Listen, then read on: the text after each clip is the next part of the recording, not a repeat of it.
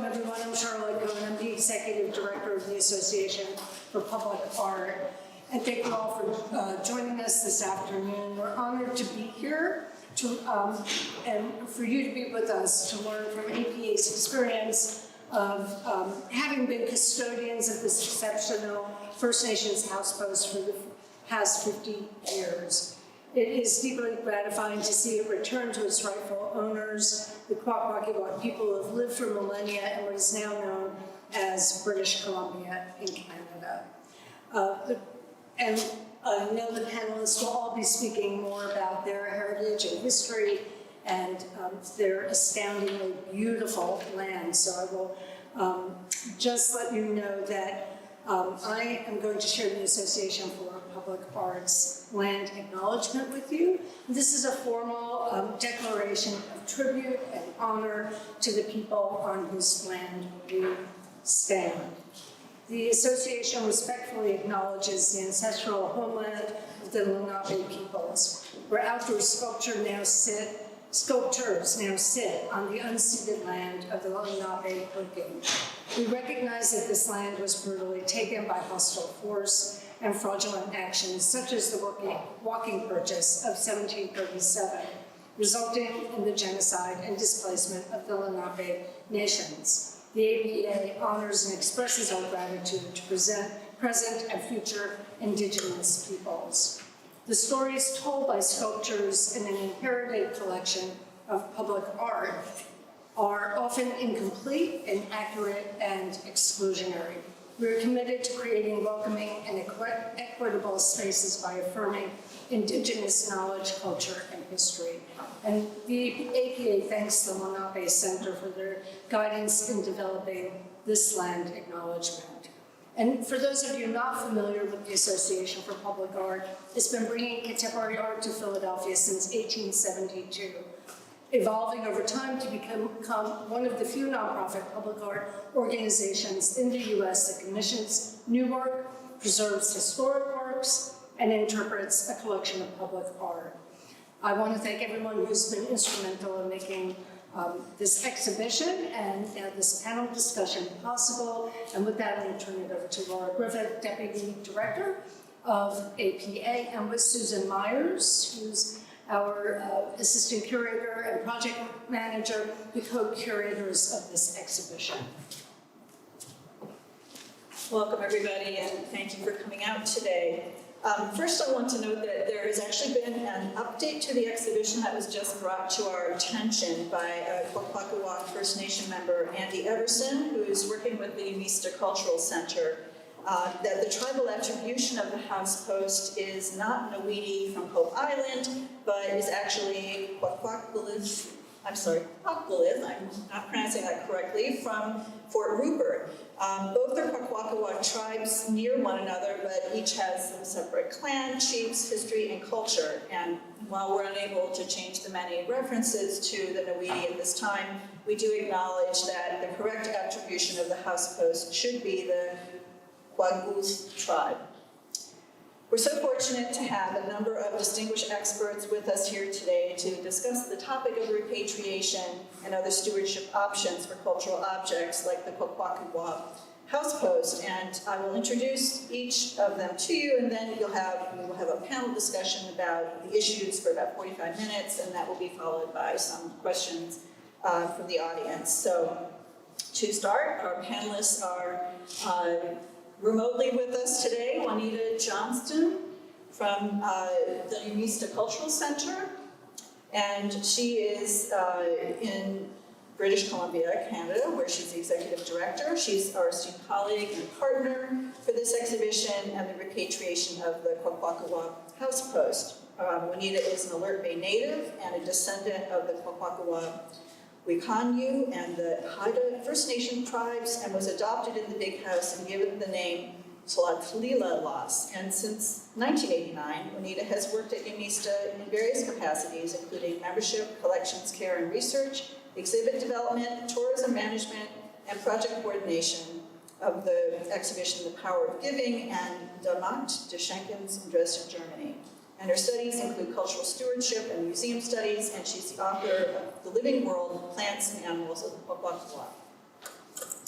Brian Carpenter, here to my left, is the Curator of Indigenous Materials at the American Philosophical Society's Library and Museum, one of the oldest archives on the continent relating to Indigenous peoples. An archivist by training, his work at APS began in 2008 on a 6-year project to digitize and catalog the entire library's 3,000 plus hours of audio recordings of Indigenous languages of the Americas. He has subsequently worked with over 90 Native communities throughout the continent to enhance the access to archival materials at APS, receive guidance on ways to improve the accurate and relevant representation of the collections, and promote uses beneficial to Indigenous communities' priorities. Brian is also an advisor to us on the repatriation process. Kelly McHugh, who is also with us remotely today, is the head of conservation at the National Museum of the American Indian, known as NMAI, a Smithsonian institution in Washington, D.C. Prior to this role, she led the Collections Care and Stewardship Department, served as objects conservator within NMAI's Conservation Department, and began in 1996 at their research branch facility in New York. Her work centers on fostering collaborative conservation practices dedicated to the care and preservation of Native American and Indigenous collections, and she's deeply committed to advancing shared stewardship through enhanced collections access, respect for cultural protocols, and the support of artistic revitalization. She helped develop SAR guidelines for collaborations, co-leads the Smithsonian's Strategic Priority Initiative as a trusted source for collection stewardship, and serves on the board of Voices of Contemporary Art.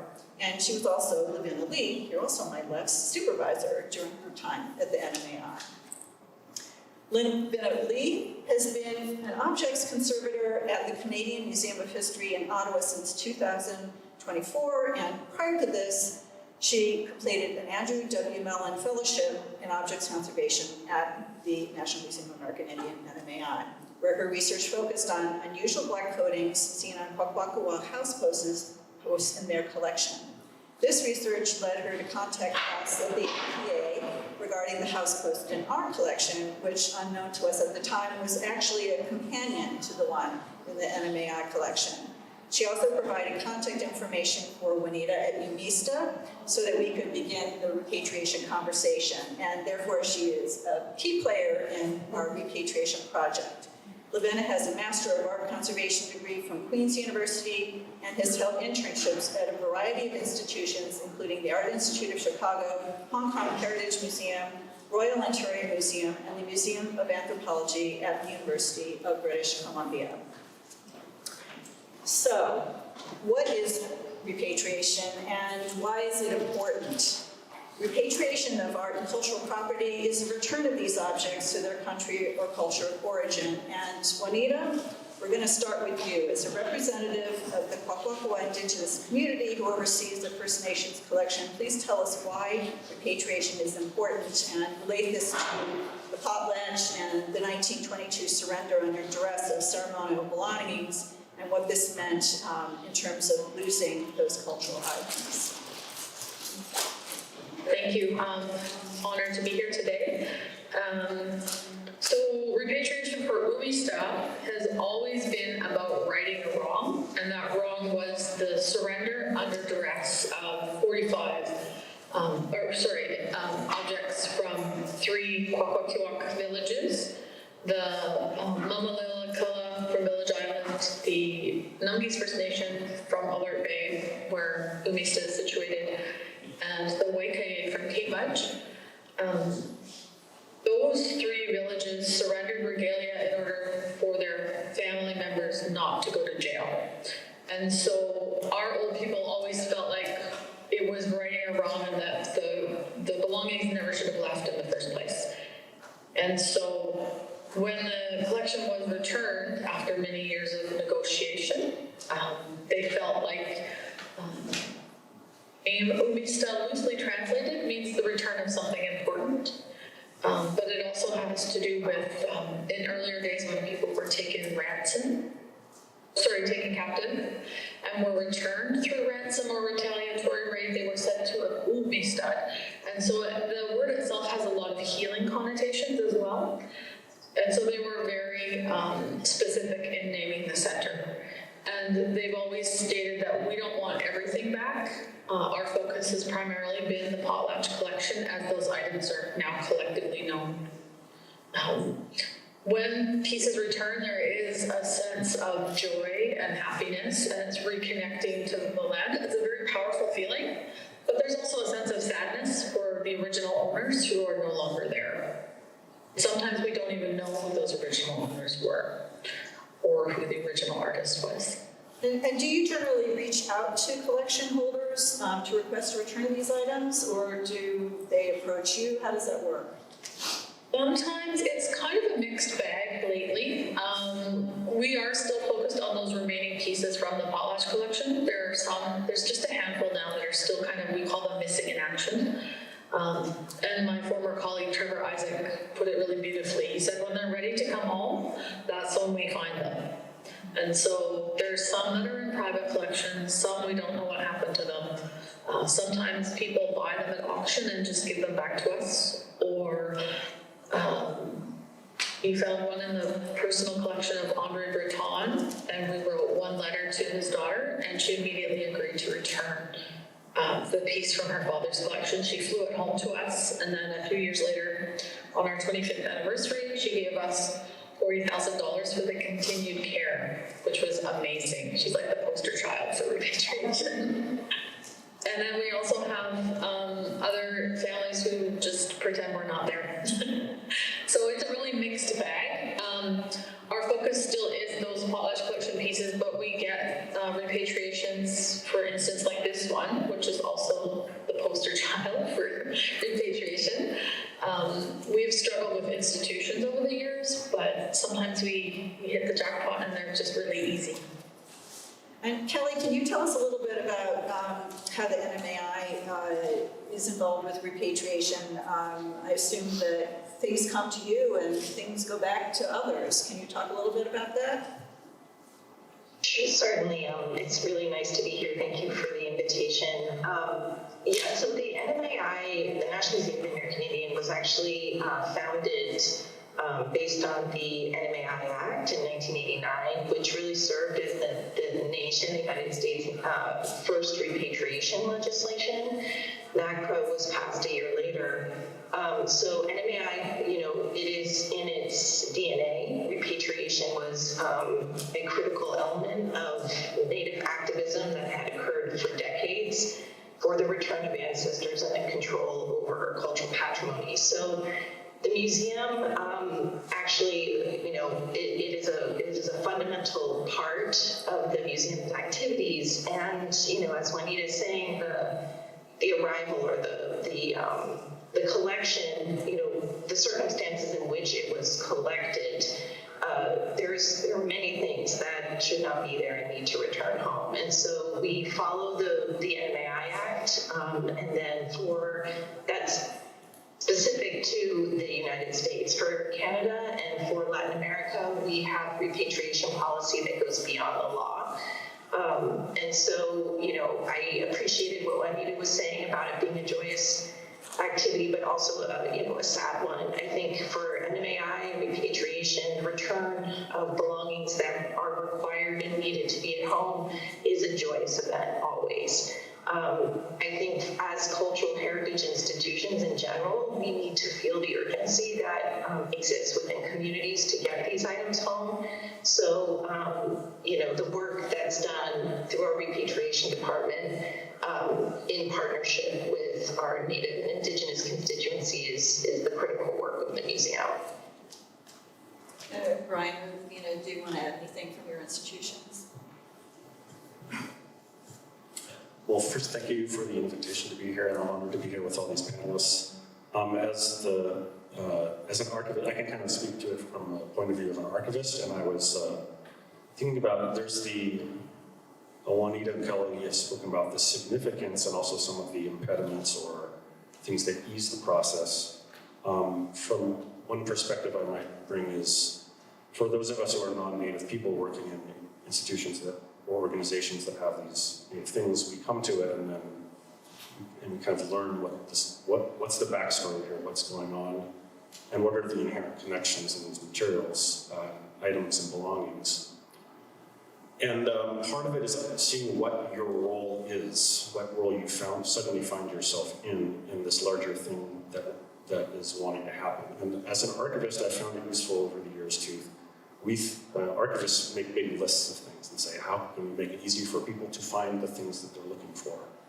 And most of the requests we get are from Indigenous communities directly, sometimes individual people, but very often centers such as UNISTA and other things like that. So we think about what are Indigenous communities trying to find? What are the things in the collections they're trying to find? But I've also seen a lot of instances where it's very much, also, not instead, but also helpful to look at the things themselves and say, like, who are the people they are trying to find? So whether it's the objects, the knowledge, recording, the photograph, how is it, what's the direction, what is it wanting to do? What is that knowledge wanting to do? I feel like the same can be said for museum things, belongings. And it may be the case that what it wants to do is go home.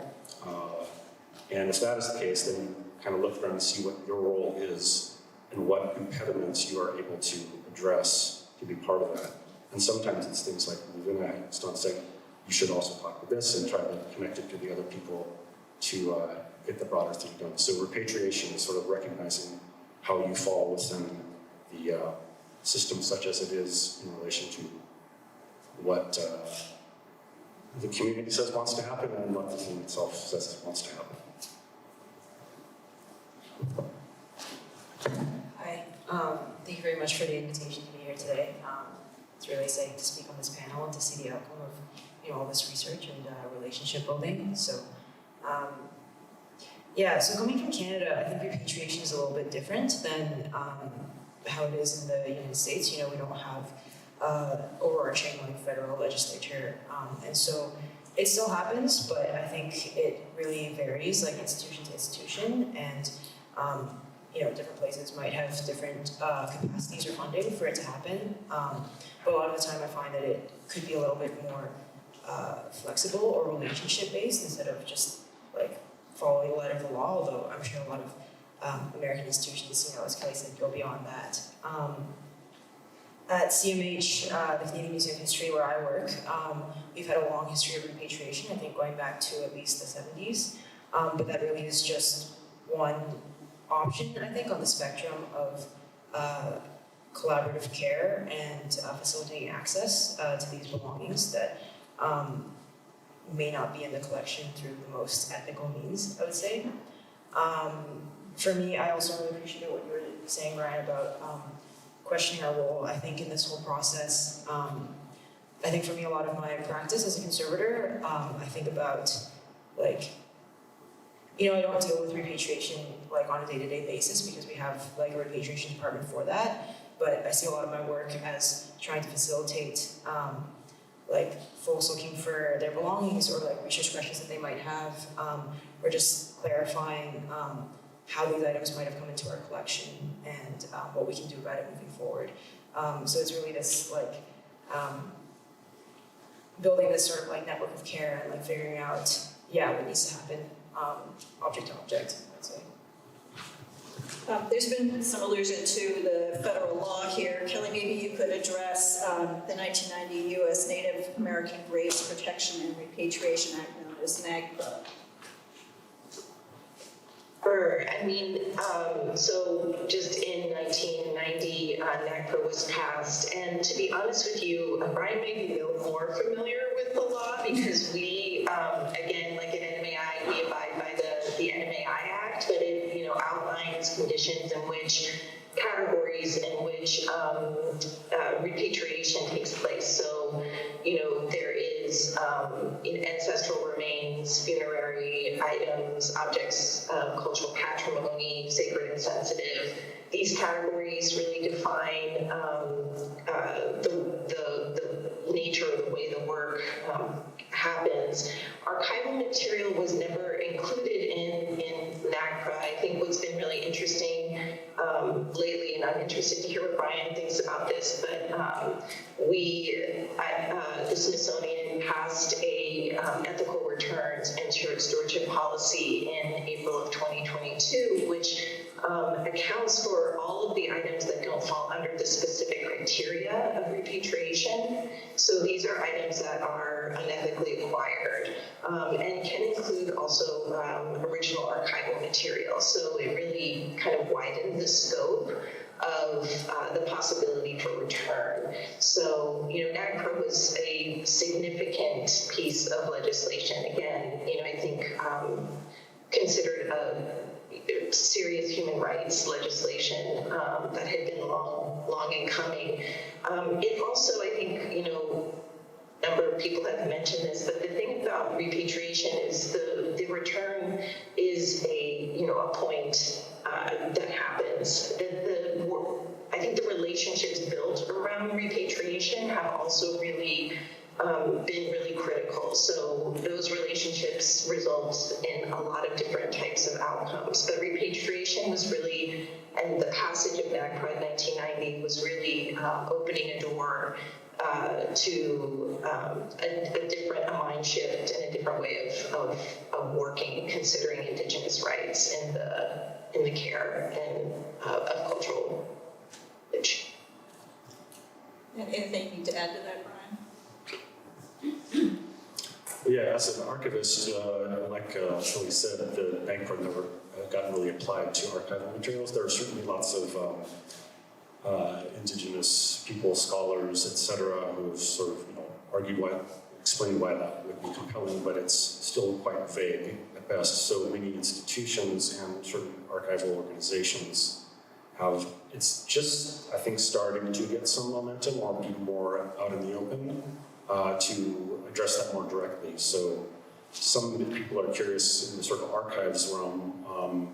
Society of American Archivists, they recently had a working group. I don't remember the exact title of the document they brought out, but it's basically a statement on recommendations from archival repatriation parameters. It is generally, as those things are, it's just generally very broad about the principles. It is more difficult to get into guidelines because guidelines can vary from institution to institution, but I think that is another thing to be done. A lot of institutions may be doing this or have been doing this, but it's often not clear or out in the public. That can be for a variety of reasons. So APS, we had a deaccession under our thing called our deaccession policy, which is just the fancy archival term for removing something from the collection. And it had added two provisions in 2021 or 22 under other conditions under which things can be considered for deaccession, one of which is if it's already been identified as culturally sensitive, for which we have our own protocols that we wrote about 12 years ago that are on our website. I can point people towards that.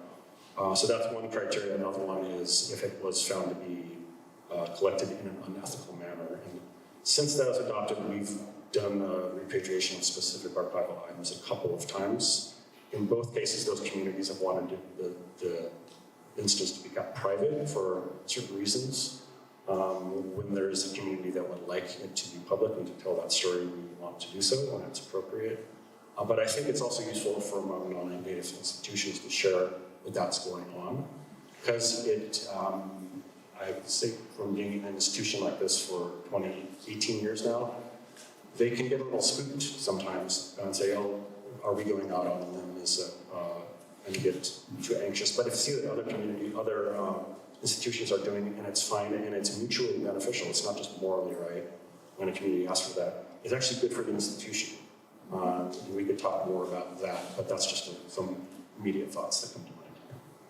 Okay, then you mentioned that Canada doesn't have such federal laws, but Juanita, I know there are some recent, more global laws. You mentioned something to us in the past in terms of the 2021 United Nations Declaration on the Rights of Indigenous Peoples and the Truth and Reconciliation Commission of Canada's calls to action 67 through 70. Can you talk a little about those? So one of the things we came across with Lumisa's earliest repatriations was our collection predated UNESCO. So it's great to see UNDRIP come out and the calls to TRC. They really are supportive of the work that we do, focusing on language and the return of belongings as well as ancestors. UMISTA isn't in the position now to accept ancestral remains, and we've left that to the nations. Once they decide that they're ready, then we'll help them pursue it. But basically, I don't want the ancestors coming from another institution into mine. I don't need that bad mojo, quite frankly. So some of the more sort of concrete things we do to support UNDRIP and the calls to action is when we write our grants, we try and fit everything into those as well. As so much community involvement as well, because there's no point in me thinking of things that the center if the community is not behind it, so it really needs to be community driven. And we find that these new laws and things coming into place are aligning with that and our ways of knowing and being, quite frankly. So we've tried to always sort of think in that vein when we're writing new programming and new, if a new exhibition comes up or new grants, we always try and honor those as well as ʼwakw. It makes sense for an Indigenous organization to be that way as well, which is essentially just following our own ways of knowing and being, but now there's sort of legislation behind it. Great, thank you for explaining that. So we've talked about repatriation, but there are other options outside of repatriation for Indigenous collections care. And Brian, I know that there are various tribes within the Kwagu'ł collection, or First Nations, I'm sorry, and that I think you have some of the material in your collections. Can you talk about what you have and how you deal with different tribes, ʼwakw and others, and how they differ in terms of how you deal with the collections and why tribal attribution is important? I'll do my best to cover some of that. So in the context of the Kwakwaka'wakw history and knowledge, at the APS, so we're a large archive, similar, this collection is similar to things, more familiar places like the Canadian Museum of History or the Smithsonian and so forth. One of the, so a lot of the materials at the APS, not all, but a big kind is a lot of anthropology and linguistics types of materials done by people who are doing that field work, kind of from the late 19th century through now. One of the biggest such ones was Franz Boas, who's quite a famous anthropologist and linguist and many other things. And he sort of made his career around his work with the Kwagu'ł, starting back in 1886. So we have the vast majority of his archival materials, including the first potlatch notes at the first potlatch that he attended, which I think was at ʼwakw. He certainly was at Fort Rupert a lot. He kind of centered around there. Yeah, I'm sure he went to Wood Bay, etc. So there's many thousands of pages, probably 10,000 plus pages of notes, more than half of which were written by a man named George Hunt, who was a Tlingit, but married into the Kwagu'ł, as well as, and he was writing down information just directly from people he knew, access to which often was through his wives. He was married to 2 women several times, but they were high-ranking women, so he had a lot of access to many distinguished people, and was often responding to things that Boas requested him to write down. Anyway, then later, after George Hunt died, then a man named Dan Cranmer, who was a hereditary chief of the Namgis and father of Bill Cranmer, who was a very important director of UMISTA, and he came out to the APS once a few years ago. Those notes are there. Because the Kwakwaka'wakw have many component tribes, and I apologize to Juanita, I always get the exact number wrong, if it's 15 or 16 or what, she can correct me. But within there are many, just many names, place names, names of chiefly seats, locations, just enormous amount of material, and people generally know that the materials are in Philadelphia. It varies, but how to find your way through that has been a very challenging but good thing to work on. So someone will write and say, I'm Namgis and I'd like to see all the Namgis information, or I'm Zoalimuk and I'd like to see all the Zoalimuk stuff, or could you show me where anything that's about fishing, or etc. And these are all very reasonable questions to ask, but it can be very hard sometimes to say, oh, that's right over here. It's rather say, here's a broad set of folders that have a lot of things like this, and as we've heard people's questions over time, we deal with a lot of cataloging that has a very general, vague description. We'll say like, Kwagu'ł ethnographic material, and then there will be a box. And you get some general idea of what's there, but as people have we started to develop our cataloging in response to questions that we get and terms people bring and how they ask for it. So someone might say, I want to see stuff about environmental stewardship. I put in that term in the catalog, but nothing came up.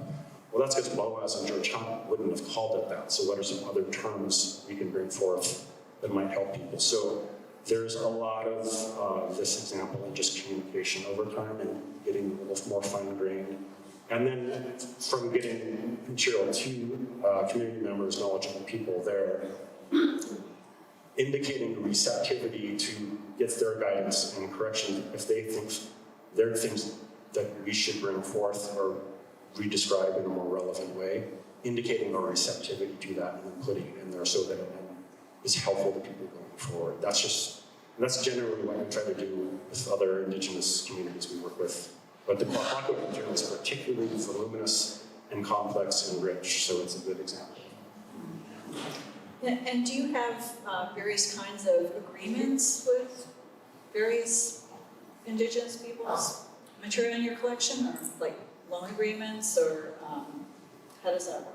We do with some. We have some, they're called memoranda of understanding. They're just kind of official documentation to say, this is what we're doing together.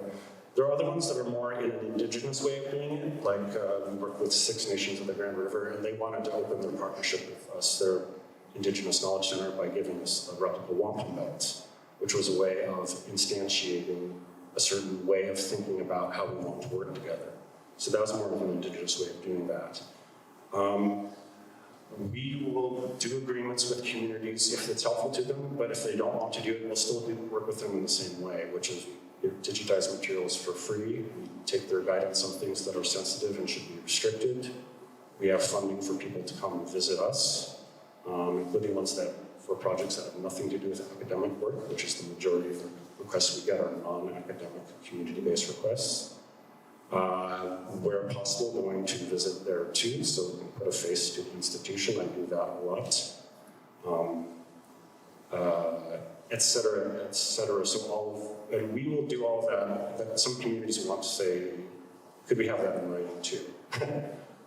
Some might be, we have a community archive here, we'd like a sort of deposit agreement that you and I know what's going on right now, but 10, 20 years from now, there might be new people doing this work, so just so it's clear. Right now, we're working with a couple of co-stewardship agreements, one with the community more northern in BC, and one with the community in Mexico, which when it's finished, we'll hope to tell them more about that. So if other communities want to do that, they could as well. Then how does the Canadian Museum of History deal with Indigenous collections care and agreements with communities? I would say it's pretty similar. Like, we also have a range of different agreement options available, and a lot of our partnerships are informal too. Like some of the research that I work on, with the Haida Nation, for example, that's more of a I know the guy at the museum there, so, and we have artists and other community folks come visit the museum, and we'll work on projects as they request. We do have also memorandums of understanding, MOUs as we call it, for more formalized partnerships if that's what the community wants. We also have shared stewardship agreements, but as I alluded to before, there's a whole spectrum of options here for care of Indigenous collections, and on the one end, it might look like repatriation and return, but there might also be options for long-term loan, or we have funding for folks to come visit the museum and see their options in person. We might also do like virtual engagements or virtual requests, and we're also working on potentially like, some MOUs will say that they would like museum staff to come over and visit the community and like help out over there too. So yeah, I think I would like to imagine that it's we would listen to what the community needs out of this particular relationship and respond as we can to it.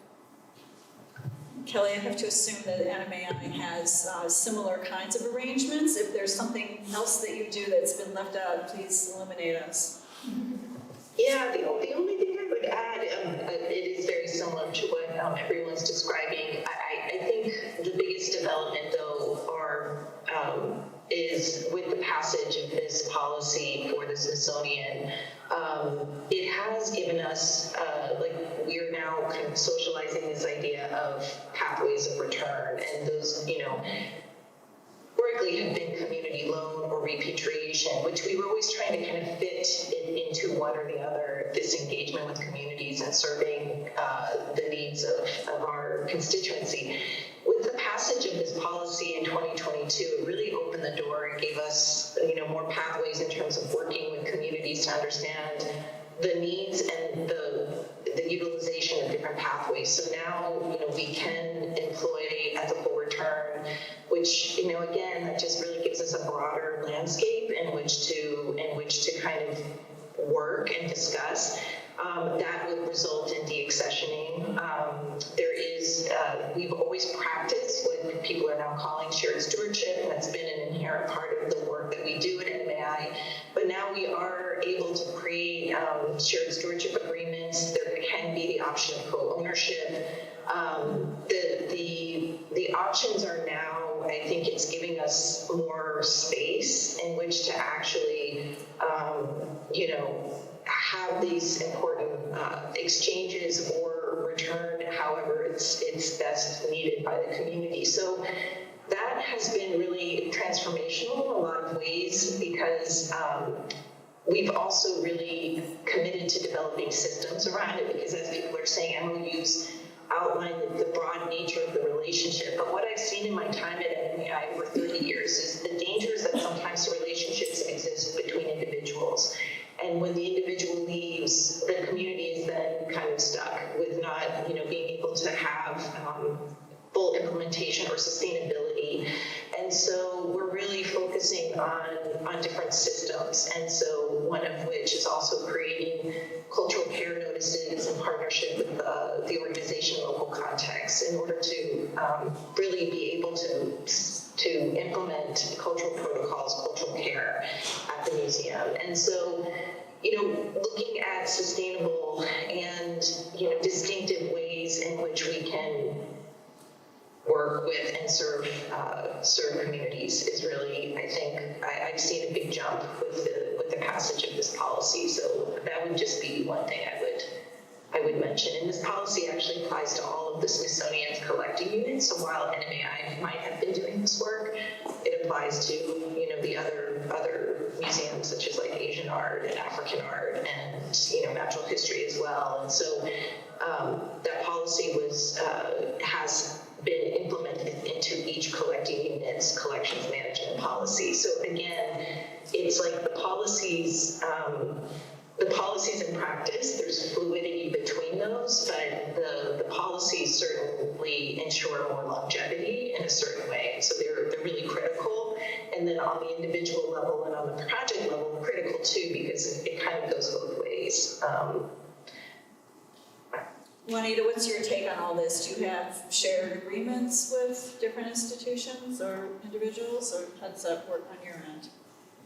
And it's more relationships with individuals than institutions.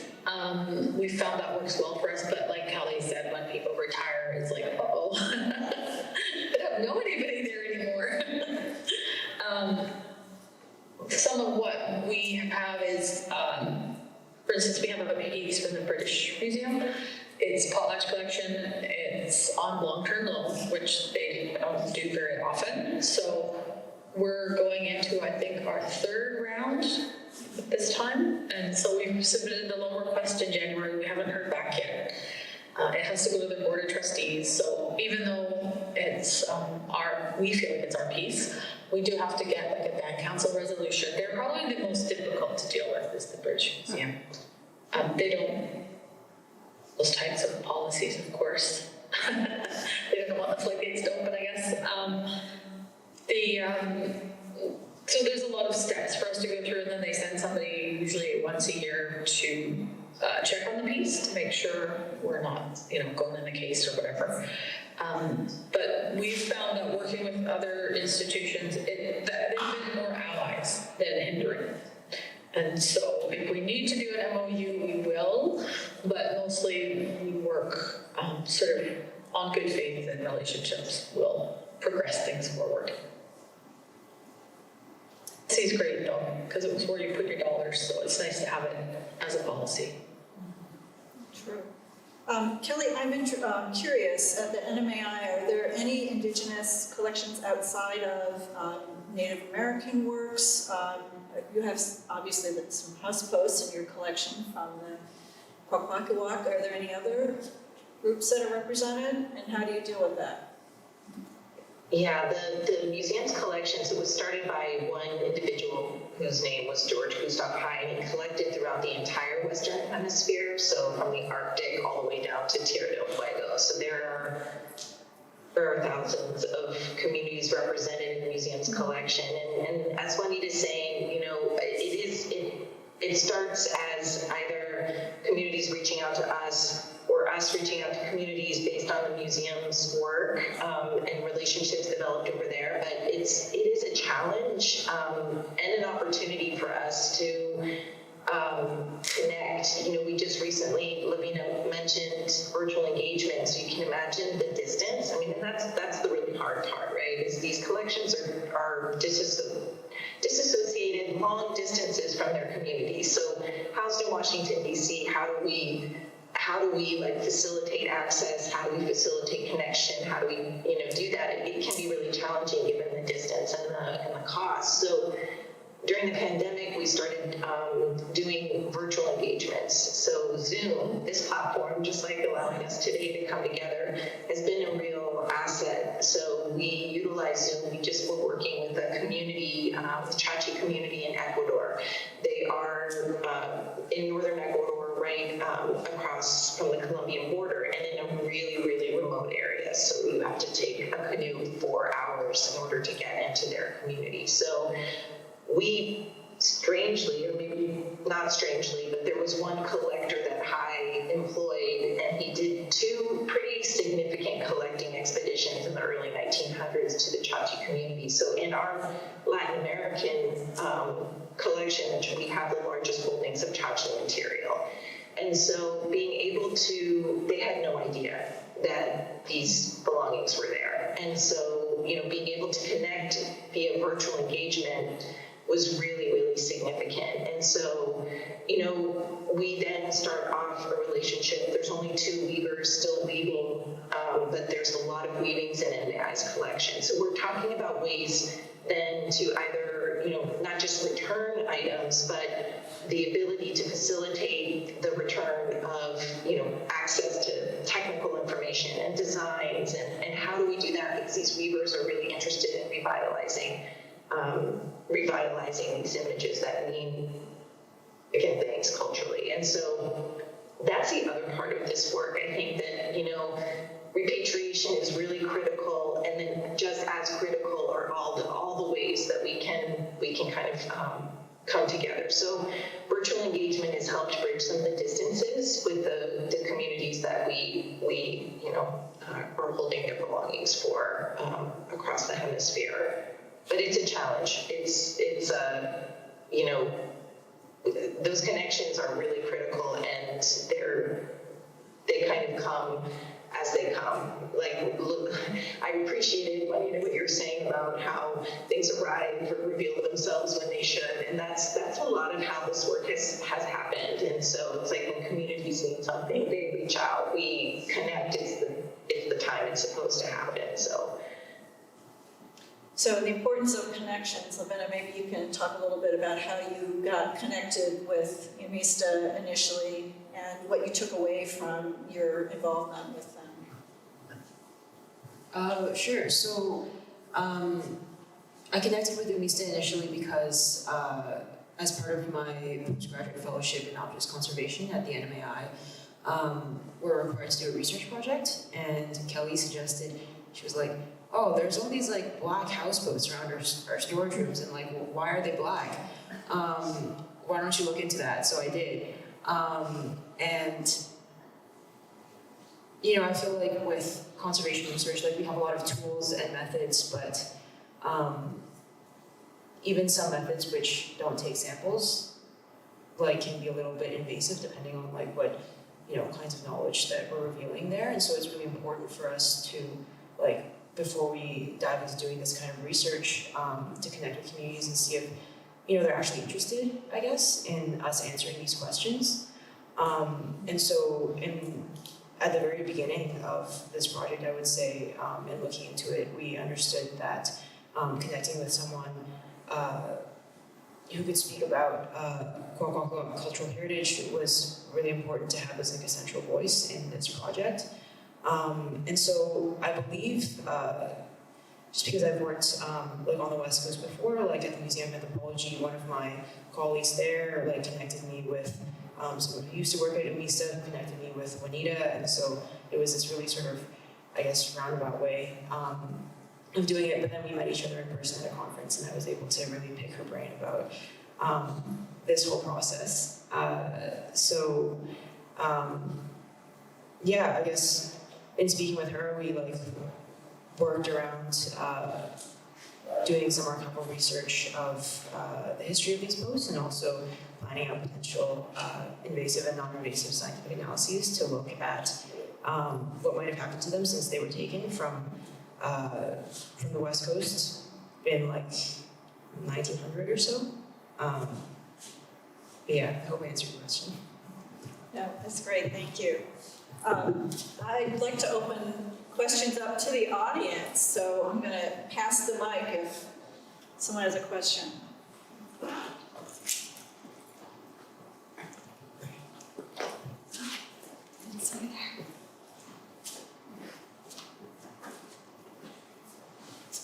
Thank you so much for this panel. This was really interesting, and I have a kind of a, this might be too US specific of a question, so you can let me know, but I'm wondering, I work in an institution where in order to return an object, it has to go through court. So we need court permission to return things. And so for NAGPRA, that's relatively straightforward because there's a strong legal case for that. But it made me curious if anyone had a sense with the United Nations Declaration on the Rights of Indigenous Peoples about where things stand with adoption of that in the United States, if there's any kind of legal precedent around that. I would just sort of be curious about what kind of, sort of how that is, what kind of traction that's getting in the United States in terms of returns. Were the panelists on Zoom able to hear that? I just want to check. Can you repeat that?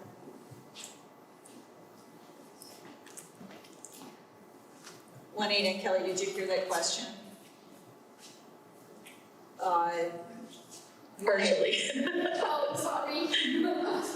So you're going to have to help me out with this a little bit.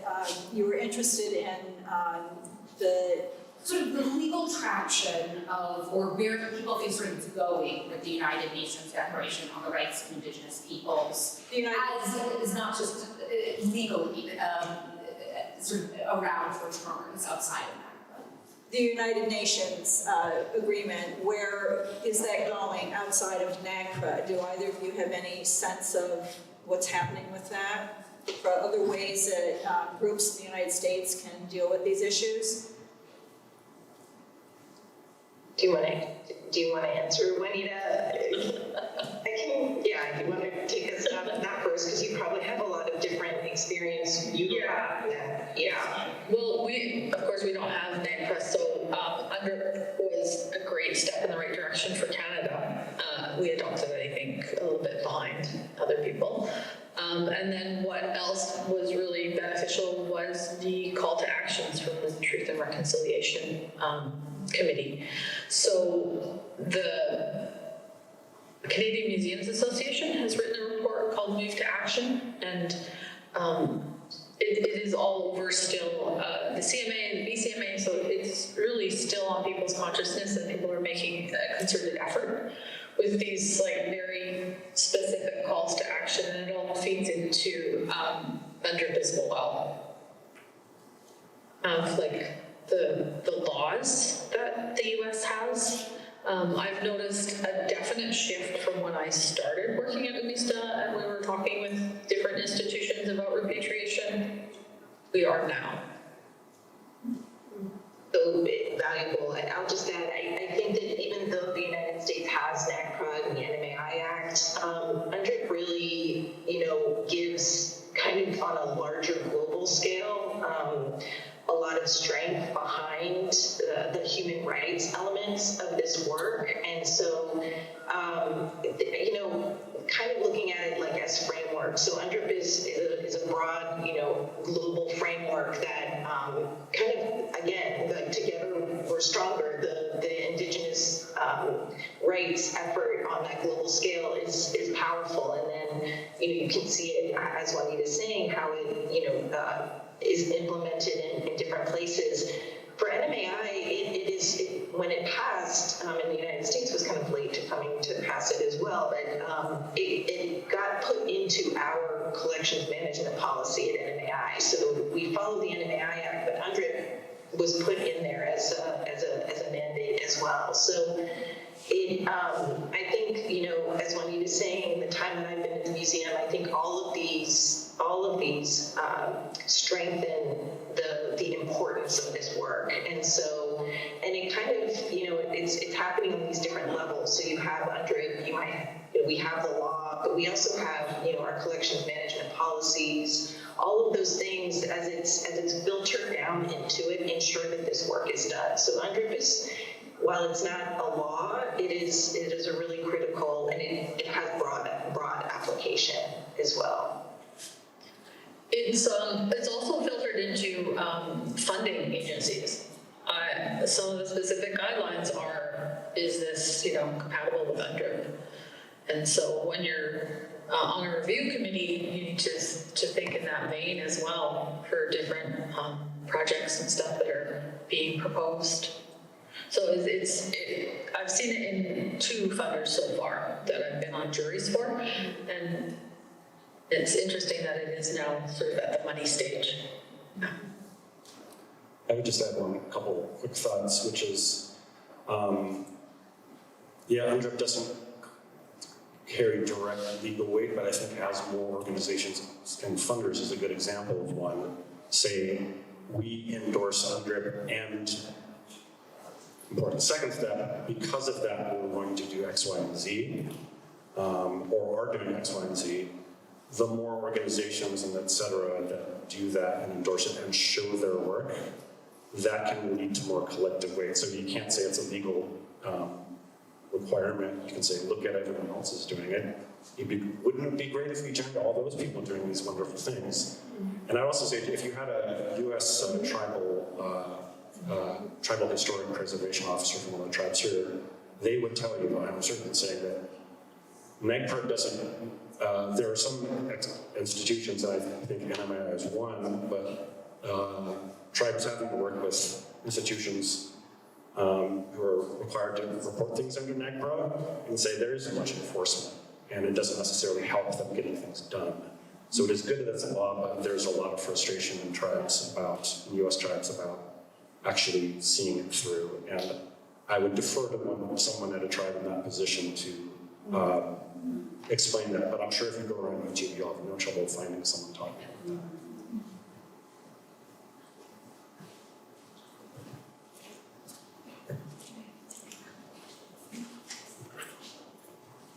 Well, and this might lead into my question as well, which, Brian, you mentioned repatriation as being mutually beneficial for tribal members and for institutions, and I was wondering if you could just talk more about that specifically. I think we can all think of a lot of reasons, but maybe help some people make a case for it as well?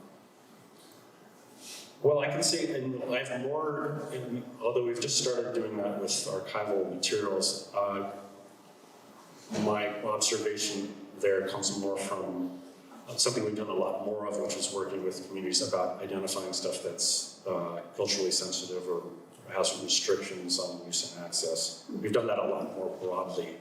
And as that's been implemented over the years,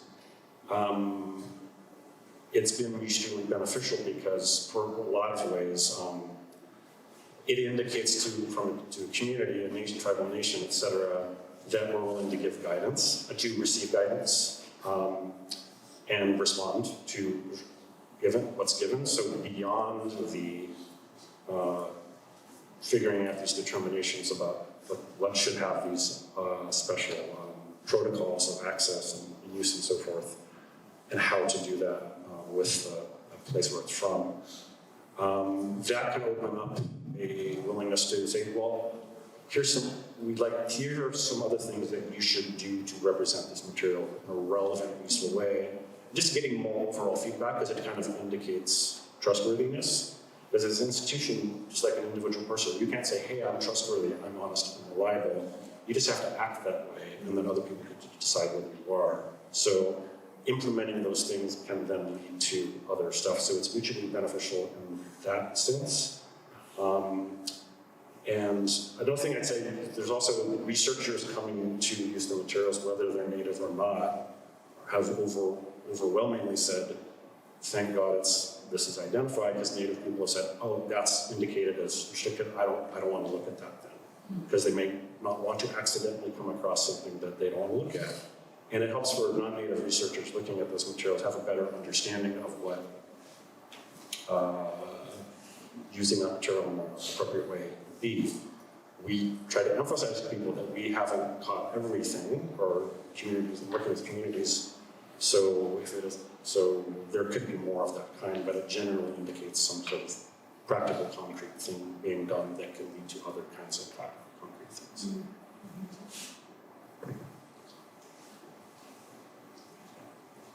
Hi, thank you so much for being with us all today. I'm speaking as the employee of another Philadelphia museum who's in the process of developing guidelines around return and repatriation and collaboration. And I'm just curious from your guys' perspective, there's obviously so many resources out there, but are there like particular people who from a museum who you're like, they must be in the room? Juanita, maybe if you like had interactions with museums where people maybe weren't all the way aligned as much as they should be, and what kinds of conversations are the most helpful to have kind of at the baseline beginning of this work?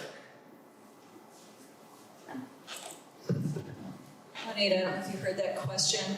It was directed from someone working with a Philadelphia institution trying to develop repatriation and sharing, connecting information with Indigenous communities, policies, and wanting to know, where do you start? What is the baseline? What kind of questions should they be asking? Who do they get in touch with? How do they start this? So if you're like thinking specifically to reach out to nations, they have in the States, but here in BC we have a fairly good handle on all of the different nations. Of course, some have more villages and things that all attached, so it gets quite complicated quickly. In BC we have a lot of Indigenous languages as well, so that adds an extra layer. When we've looked for, like, one of the simplest things to do is just respond to requests when they come in. And also, if you have a repatriation policy, put it on your website. Don't make it hard for nations to find the information.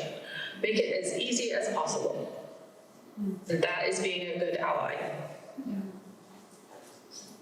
I'm sorry, go ahead. No, go ahead. No, you go.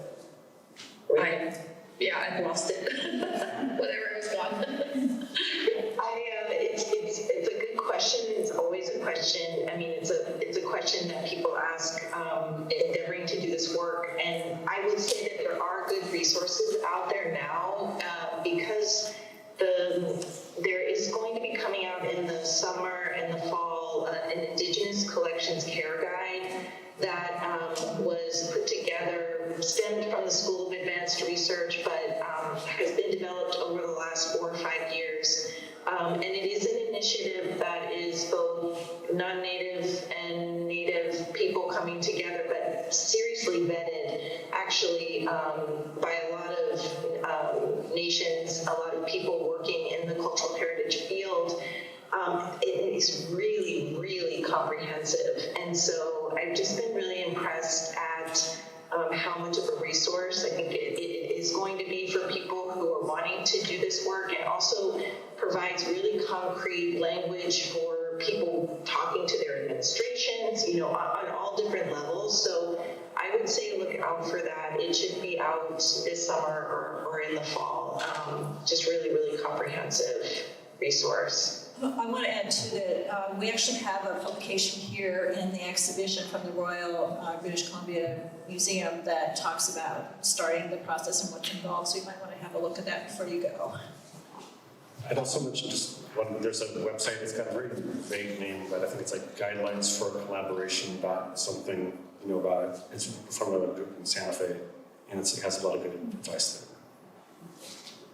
I was on that core group actually, Brian, and it was a similar, so it is the School of Advanced Research, and it's the Guidelines for Collaboration. We did do guidelines for museums and guidelines for communities, because one thing, like Juanita's saying, is that a lot of people don't know what even their rights are in terms of like accessing information in museums, and so the community guidelines are meant to be used to kind of be able to level the playing field a little bit, so that you can't really collaborate when there's like asymmetry and who has what information. So yeah, so those guidelines are a good place to look as well. Yeah, like Brian mentioned, the repatriation handbook that the RVCM put out is great, and I think you can get it online as a PDF. First Peoples Cultural Council has also produced a report on repatriation. It's called From Stealing to Healing, and it's pretty thorough. Misha was one of the test sort of cases in it, but then they also did a companion of actually the costs of repatriation, which it's not cheap, basically. Everything costs money, and repatriation is especially expensive with art shipping and everything that entails. Those are great guidebooks. This is Charlotte, and just, Kelly, could you just say who is publishing that report or guidance that you just mentioned, please? Kelly, I don't know if you heard that. Charlotte Cohen wanted to know who is publishing the publication you mentioned. Coming out through the School of Advanced Research, so you can check their website, and I think it's going to be a free download. They're just doing the final edits right now, so yeah, so the School of Advanced Research is where you can find the Indigenous Collections Care Guide, and where you can also find the guidelines for collaboration. Thanks. I do have another question, which, Brian, you talked about sensitive archival material, and the House Post at APA is returning to UNISTA was a functional object. And I wondered if you all could comment about sacred objects. You mentioned remains, Juanita earlier, but sacred objects versus objects such as this that are functional. And I know that there are different methodologies and ways of honoring that material and different ways of return. So I just wondered if you could distinguish perhaps about some of that. I was once at the American Museum of Natural History in their collections area, storage area, and they have a separate room for when people come to experience the object, and sometimes they are designated only for one gender or another, or elders or younger people, or whatever the tradition may be. So, The question to Brian was to talk about the difference between sacred and functional objects and what that means, how that's handled. or anybody? Yeah, I don't know if I'm the best to answer that, but if others have some good starting points, I could have some thoughts other than just to amplify what you said, that across the continental world, there's many different ways of doing that, so it's good for an institution to be very flexible and responsive to different scenarios. Instead has had to be flexible, even with the whole return of our collection. It was based on the premise that we build a facility in which to house the collection. But potlatch belongings were never displayed like they are now at Vista. They were always hidden away in your treasure box until you were ready to show them at a potlatch. So even what we do at Vista is not what was done in the past, but our board, our original board, and the old people at the time decided that they would utilize them for educational purposes and to teach people about us. So that was how they kind of made that okay.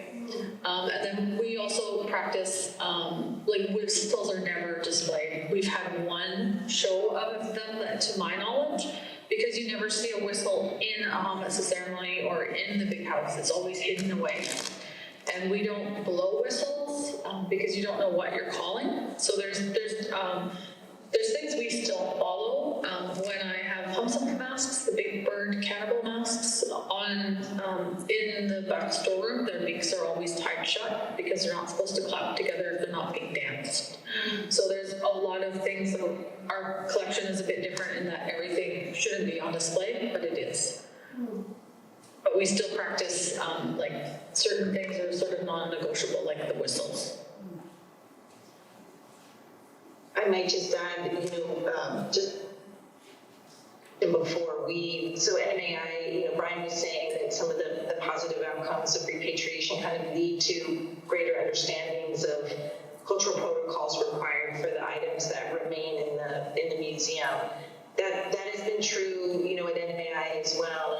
And early on in the research branch days, our head curator was George Horsecapture, who was really was very critical for us to be, getting that guidance and traditional care, cultural protocol guidance from communities. And we had this notebook that we would keep, very systematically, the information that was shared, and it was constantly referenced. And then when the collection moved to the Cultural Resources Center, that system kind of broke down, and the Cultural Resources Center is really about providing access, and so there was a lot of engagement with the collection. So what started happening is say Juanita came and she was working with me and she was like, oh, that Humsel mask, that beak needs to be, because we have one in our collection. And I might write a note, tie down the beak, but maybe I forgot to put Juanita's name, or, we didn't need to put why, but and that note would just sit in the tray with the item itself. So that was kind of this ad hoc system. And then we were like, we cannot be accountable for this. We are not doing a good job, being good stewards of this information. And so the pandemic gave us some time to really look at that. So we started using our collections information system in order to record that information, to document that information. And then again, like I was mentioning, worked with local contexts, which you go on their website, you can look at the collections care notices. They're free. The idea is that anyone, can use them if it's applicable to your work in your institution. But it kind of outlines just some categories of care, and that I'm working with people over 30 years. So that, it's kind of weird to have a system associated with that, but we just found that unless we did, we weren't being responsible stewards, and it was too ad hoc. So it's an indicator so that people know when they're engaging with the collection what those protocols are. The community standpoint. Any other questions from the audience? Yeah, thanks. My question is directly about what was referenced in terms of the local context resource. There's an exhibition up right now here in Philadelphia at the Academy of Natural Sciences that called the Botany of Nations that explicitly names the traditional knowledge labels that were developed, I think, by local context. And I was just wondering if some of you all could talk about if you've implemented that kind of labeling system in your metadata, in your archives. It's not really necessarily related to repatriation, but it is related to, you know, how you are able to kind of flag and signal to users both, you know, a variety of different concerns and traditional uses of the materials. And I'm just wondering if that's been something that's been useful to you all, because I feel like when I encountered it, I didn't get a sense of like, was this more of a sort of theoretical idea, or was this being were a lot of organizations adopting this practice? So just curious if you all can speak to how you've used labeling in that way. Brian, do you want to address this? It has to do with labeling in an exhibition on Indigenous peoples at the National Academy of Science here in Philadelphia, and using original material and how things are labeled.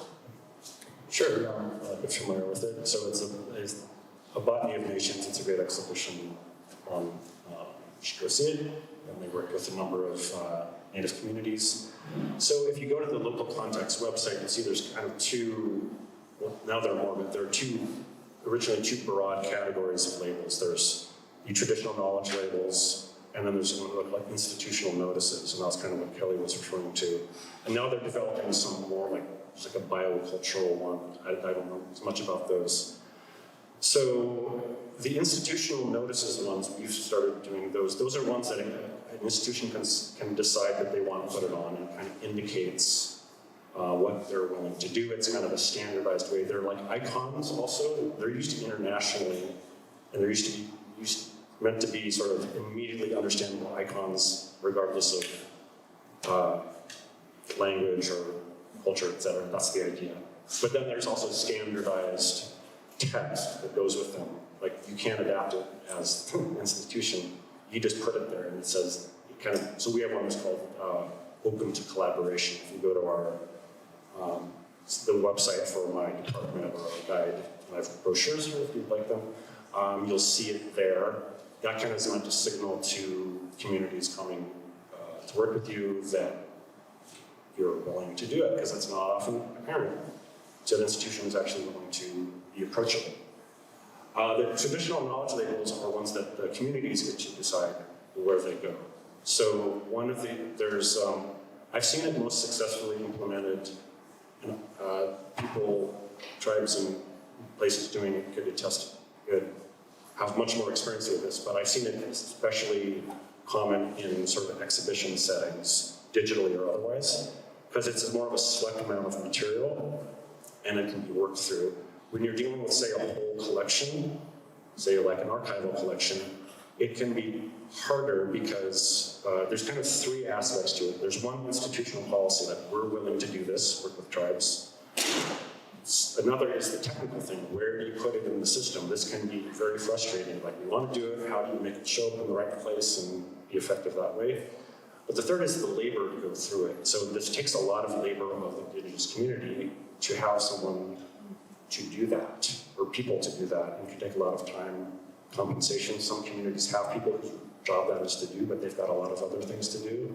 So implementing it on a really big scale can be difficult. We have one community who wants to do that with us, but all of the, not the policy problem, but I think the technical problem we almost have figured out, but the labor one is very difficult because they want to do it very broadly. So one example that can be good to look at is a related group that's kind of emerged in parallel with the local context stuff, is this platform called ʼwakw. Some people have looked at it. This, a very early implementation of it. It's a content management system that is designed especially for Indigenous communities' needs for kinds of things they want. And there's a thing called the Plateau People's Web Portal, which is done with a number of tribes in sort of eastern Washington, Idaho, Oregon, that region.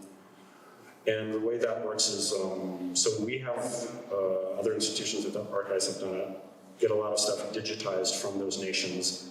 They then put it into their area in that site that they have total control over. And some of them have then implemented the TK labels within there, as well as what other metadata they want to do. So that's another implementation, but overall, the time one is a little often overlooked one, but all of the above pieces are important.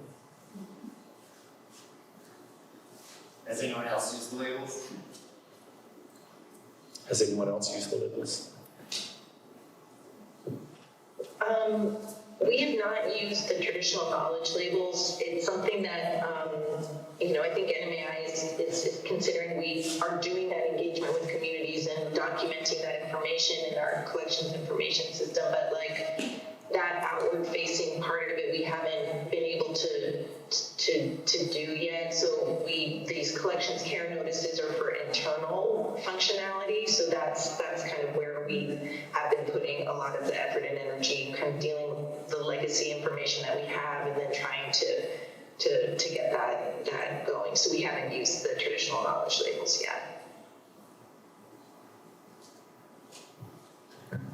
For us at CMH, we also haven't used local context resources or traditional knowledge labels, sort of like at NMAI, like that information is captured within our database, but that really is only like internal facing. Yeah, I think we recognize that it would be useful, but it's like, a lot of like technological time, labor restraints that perhaps sometime in the future. For us in Canada, we have to do outward-facing labels in French and English. And then if you want to add a third language, traditionally, Kwakwa, it gets exponentially more complicated. Good times.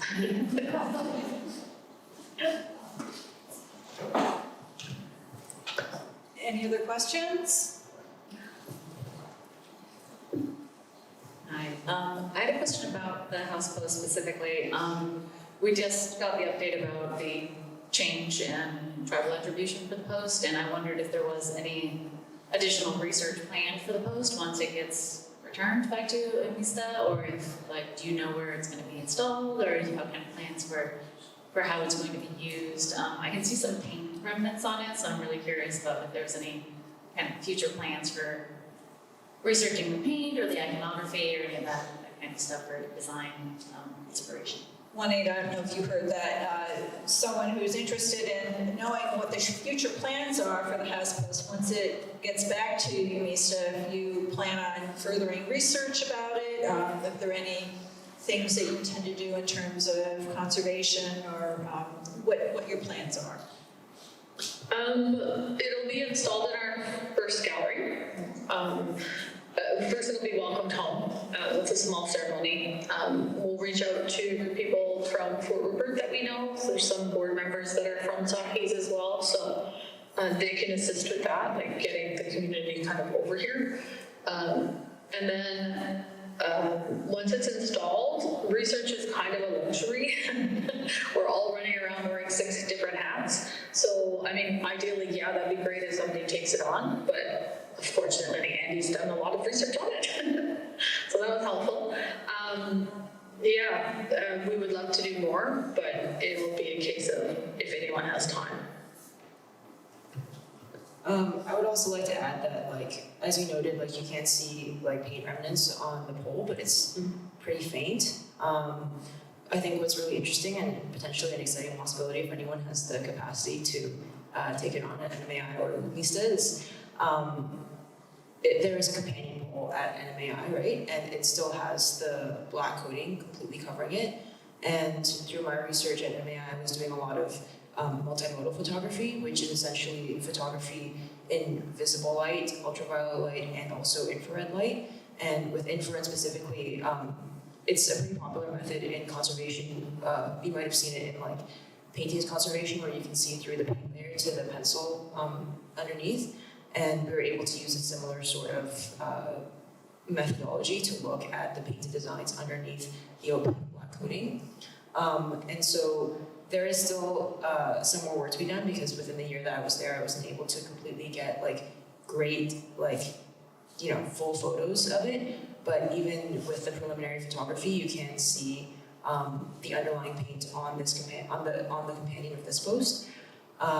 So Juanita and I, when I was there, we talked about potentially doing more tests on what that coating is. I don't believe that there's any interest in removing it, but you know, if anyone has the capacity, it is possible to do more research into it and return more of that information about what it used to look like back home as well. So I may just jump in to say that's kind of the hope for the future, and just really, I just really have to acknowledge Lavina's amazing research and her commitment when she was at NMAI as a Mellon Fellow, because her extensive kind of provenance research into this, this particular pole, which led to the connection and the companion poles, being identified, which is really exciting. Juanita wanted to talk, like, do you want the companion pole back? There's possibility for that too. I think, which would be really exciting. I think we definitely have to hold on to this and to make this further investigation happen, if that's what's interested. You all are interested, Juanita, in doing that, because Lavina kind of opened this amazing door, and I think that's the beauty of conservation too, is that it can add some of that investigation that tells the material story, that adds to the bigger picture, but just really interested in staying connected for the future. And if that companion pole can join, that would be amazing.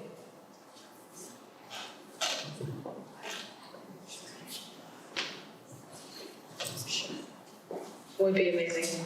I'll mention it to my board. One more question from Charlotte. I just thought, Lavina and Kelly, if you could comment on the black coating, since it's so different from the house post its twin here. If you could just comment a little bit about that treatment and why it was coated and others are coated. Wanting more information on the black coating and why it was coated and others are not. So this post was coated before. Part of my research was looking at this group of posts that at NMAI all had this uniform coating. We believe they all came from the same collector around the same time. In short, I don't know why it's coated. Presumably, it was supposed to be some sort of protective coating, although there are documented cases of collectors just overpainting things because they thought it would look better or look older or more authentic. And so a lot of my archival research was trying to look into why this might have occurred. And I found a lot of really old photos where on some of the other posts you can still see the underlying paint, and over time, as you see photos of it through the decades, you can see that coating progressively get more and more opaque. So my guess was that it was a coating that was originally applied clear, and then over time it darkened completely, like some oils do darken like that with age and pollutants and that kind of thing. That is a question that we can answer, perhaps, hopefully, with sampling and scientific analysis to know what type of coating that is. I wonder if, because these posts were picked up by a captain of the U.S. Revenue Cutter Service, who patrolled the West Coast up and down on his ship, was it some kind of weird boat preservative that was applied? I don't know. But this post, I believe, also had it, and you can still see some remnants of the black coating, within really deep pockets of it, where maybe it was it's kind of shaded or shielded from the elements. I feel that there's probably a good possibility that there was at some point a undocumented treatment to remove the coating,